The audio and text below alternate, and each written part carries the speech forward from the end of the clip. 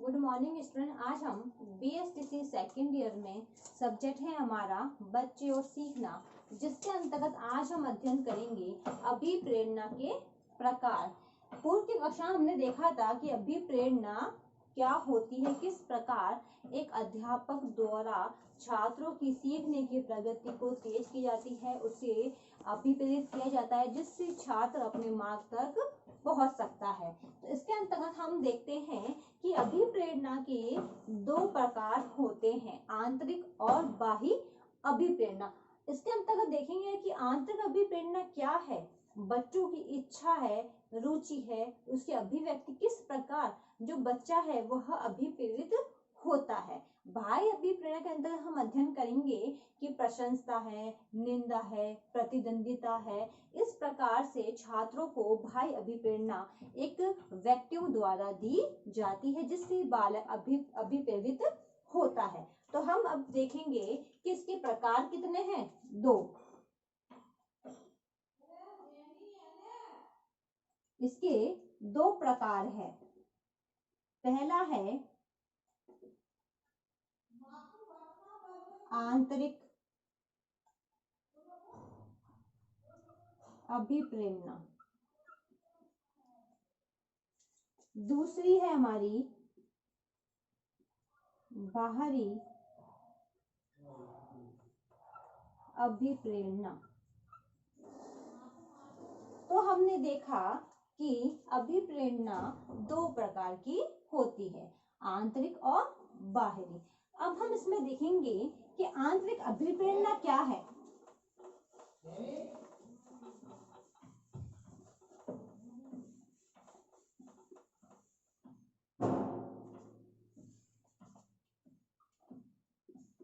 आंतरिक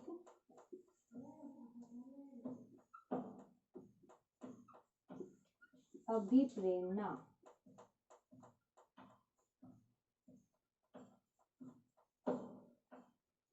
आंतरिक अभिप्रेरणा। अब हम देखते हैं कि आंतरिक अभिप्रेरणा वे अनेक कारक है जो व्यक्ति के अंदर विद्यमान होते हैं। जैसे व्यक्ति के अंतर्गत क्या होती है, इच्छाएं होती है, रुचि होती है, विचार होते हैं आदि कार्य को करने के लिए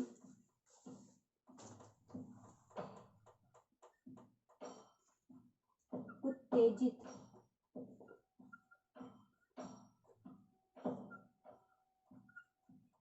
करती है। इसके अंतर्गत अगर हम देखें तो आंतरिक अभिप्रेरणा में जो व्यक्ति के अंदर विद्यमान होते हैं, जैसे इच्छाएं, रुचि, विचार आदि कार्य को करने के लिए उत्तेजित किया जाता है। अगर बालक में किसी भी कार्य को करने की इच्छा है या रुचि है या उसके मस्तिष्क में कोई विचार बनता है तो क्या करता है, उस कार्य को करने लगता है। जिसके अंतर्गत हम देखते हैं तो इसको प्राकृतिक आंतरिक अभिप्रेरणा को हम प्राकृतिक अभिप्रेरणा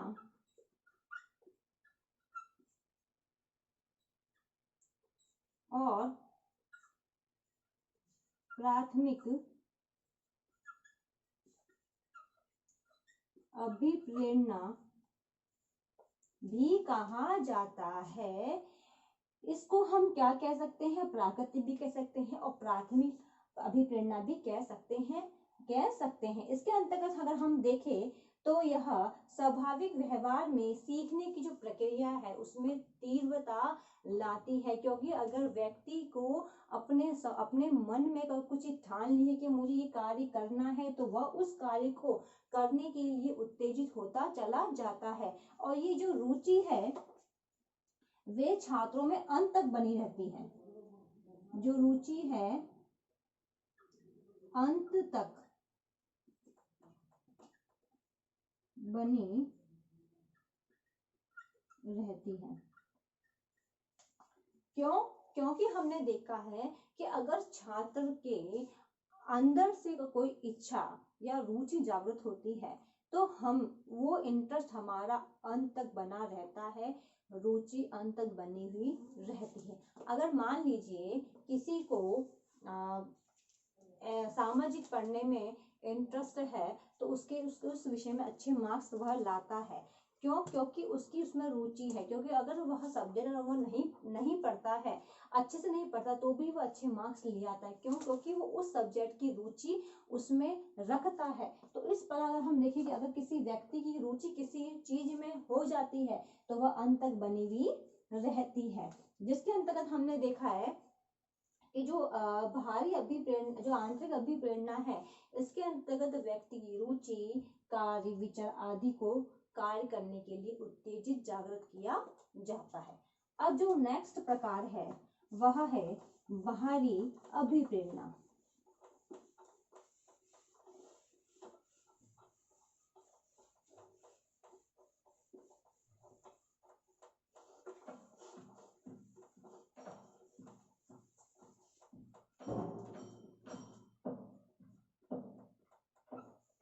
बाहरी अभिप्रेरणा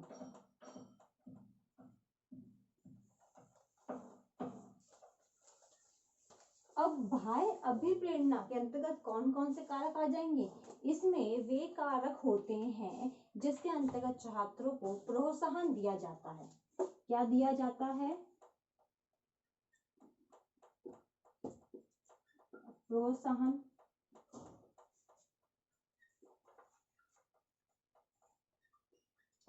प्रतिद्वंदिता, निंदा,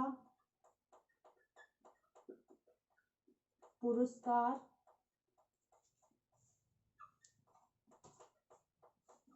आदि।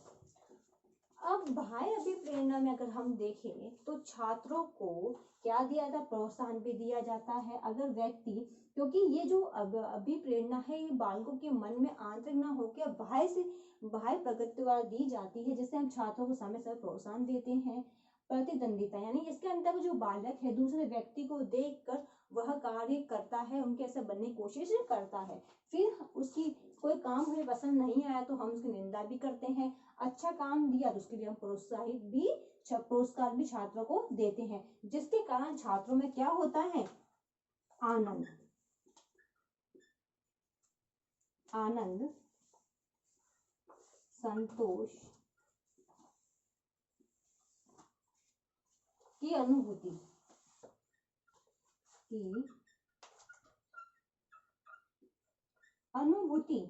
उनके अंतर्गत हो जाती है। क्योंकि जब छात्रों को समय समय पर ये बाह्य अभिप्रेरणा दी जाती है तो छात्र क्या करते हैं? अपने में आनंद, संतोष की अनुभूति करने लग जाते हैं। क्योंकि हमने देखा है कि अगर बालक किसी प्रकार की सब्जेक्ट पढ़ता है या कुछ कार्य करता है तो उसे अगर हम बार बार प्रोत्साहित करेंगे, पुरस्कार देकर सम्मान करेंगे तो छात्र के स्वयं के मन में भी वह आत्म गौरव महसूस करने लग जाता है। अपने आप को वह संतुष्ट करता है कि भाई मैंने ये काम किया इसलिए मुझे पुरस्कार दिया गया है। तो इस प्रकार की अनुभूति एक छात्र के द्वारा की जाती है। अब हम देखते हैं कि जो बाह्य अभिप्रेरणा है इसको नकारात्मक प्रेरणा भी कहते हैं।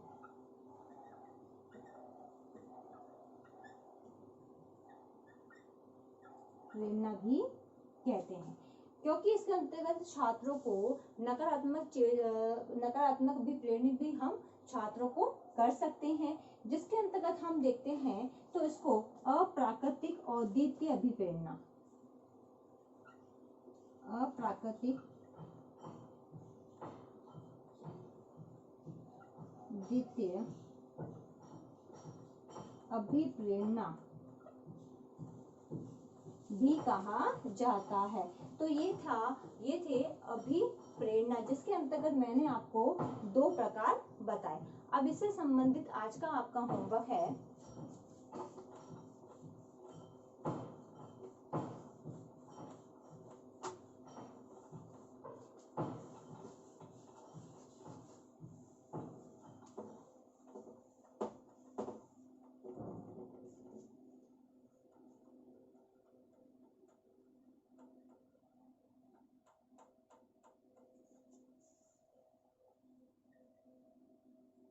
अभिप्रेरणा के प्रकारों का वर्णन कीजिए।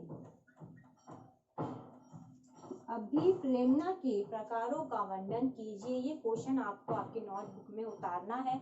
अंत में एक विशेष बात, जैसा कि आप सभी को पता है कि देश में कोरोना जैसी महामारी बहुत फैल रही है, इसलिए हाथों को सैनिटाइजर करिए, मुंह पे मास्क लगाइए। यदि आप बाहर जाते हैं, किसी व्यक्ति के कांटेक्ट में आते हैं, तो कम से कम 6 फीट की दूरी बनाए रखिए, जिससे आप सुरक्षित रहोगे तो आपका घर भी सुरक्षित रहेगा। धन्यवाद।